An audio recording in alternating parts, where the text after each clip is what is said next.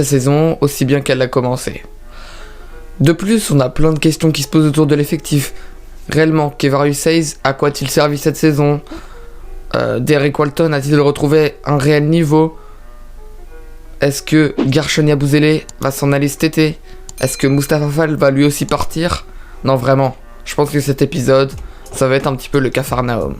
Salut à tous, bienvenue dans le 17e épisode des French Team. Aujourd'hui, j'ai parlé de l'Asvel, on va se centrer vraiment sur leur fin de saison. Je vais faire un petit bilan dans ce qui va être le dernier épisode centré sur la saison en Euroleague.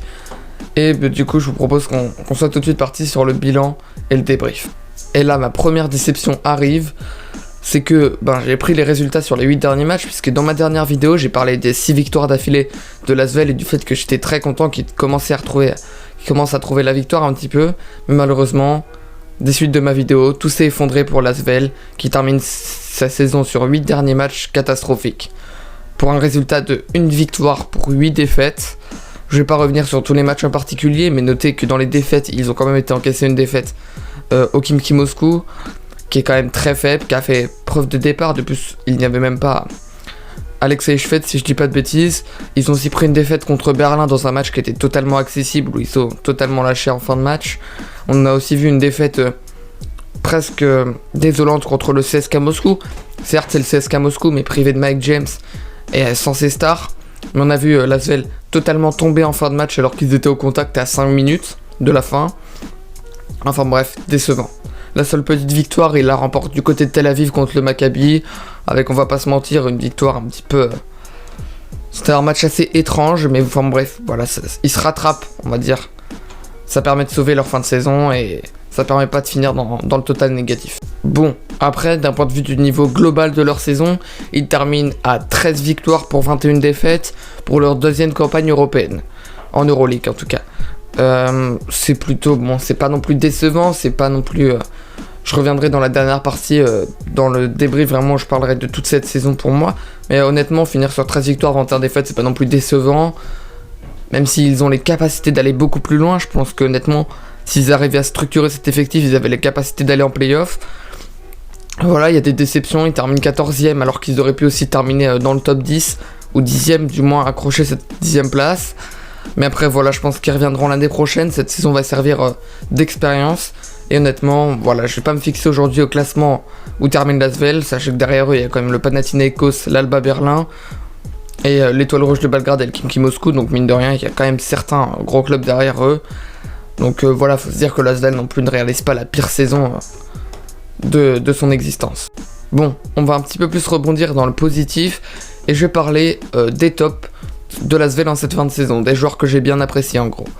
Et le premier, c'est Gershon Yabusele, que j'ai trouvé tout simplement dans la combativité, premièrement déjà excellent. Il a toujours montré dans chaque match qu'il avait une envie de rage, de vaincre, de gagner le match, contrairement à certains joueurs que je ne vais pas citer, mais il a montré aussi d'un point de vue du scoring qu'il était capable, même s'il y a des matchs où il est forcément passé à côté. Il n'a pas fait 9 sur les 8 derniers matchs, il n'a pas fait 8 excellents derniers matchs, mais il fait 36 dévalés au Khimki Moscou dans un match très serré. Il s'exprime encore bien à Tel Aviv. Enfin, je l'ai trouvé très bon défensivement. Il a essayé de faire ce qu'il pouvait offensivement.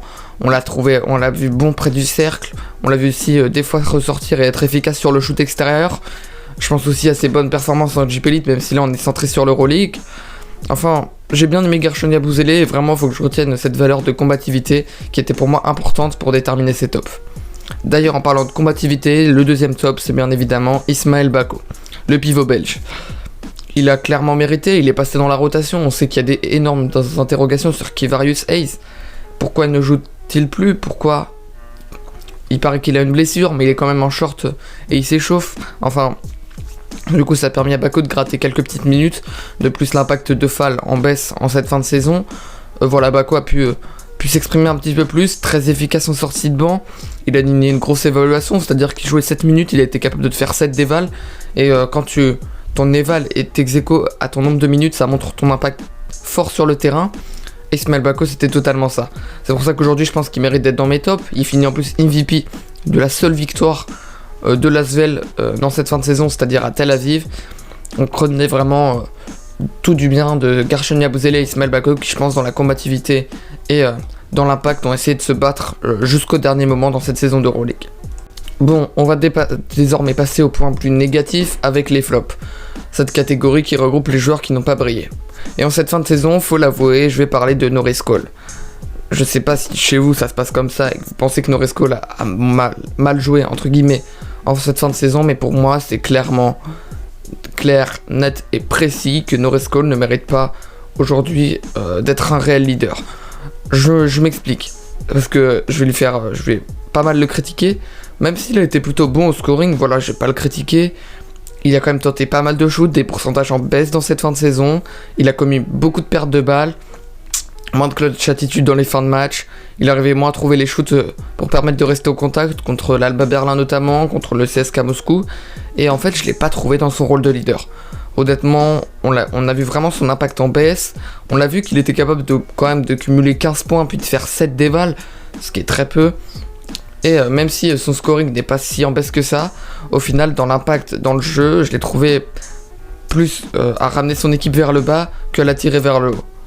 Honnêtement, ça devait être un mauvais passe pour lui, je pense que c'est pas du tout volontaire de sa part, mais j'ai trouvé l'impact de Norris Cole un petit peu plus faiblard, et quand son leader, en fin de saison, n'est pas présent dans l'effectif, je pense que ça aide pas forcément le collectif à aller chercher des victoires.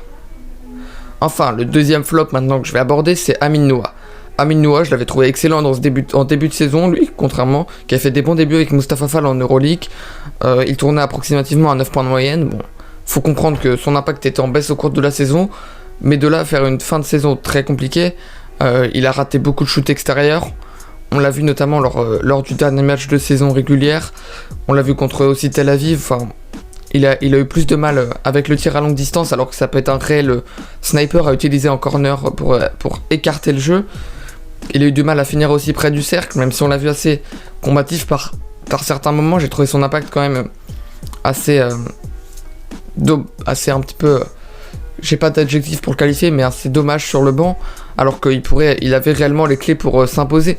On sait qu'aussi les blessures l'ont favorisé. Il y avait plus Charles Cahudy par certains moments, plus David Laïti, donc il avait forcément plus de temps de jeu, mais malheureusement il n'a pas su profiter de ça pour s'imposer dans l'effectif.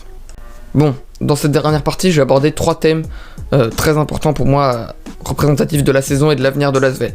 Le premier, j'ai parlé de cette saison qui est en forme de montagne russe. On a vu un début de saison couronné par pas mal de défaites. Ensuite, après une victoire à Barcelone, l'ASVEL a su se rehausser un petit peu son niveau de jeu, mais vite fait retomber vers le bas du classement.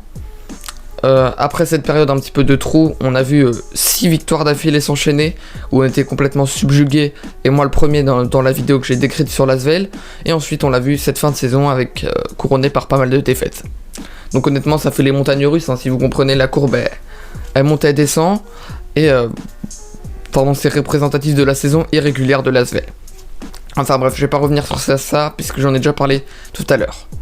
Maintenant j'aimerais parler de la licence A qui va être importante. On sait que Tony Parker est proche aujourd'hui du general manager de l'Euroleague et qui pourrait décrocher une licence A pour l'ASVEL. Qu'est-ce que c'est que la licence A pour ceux qui ne connaissent pas?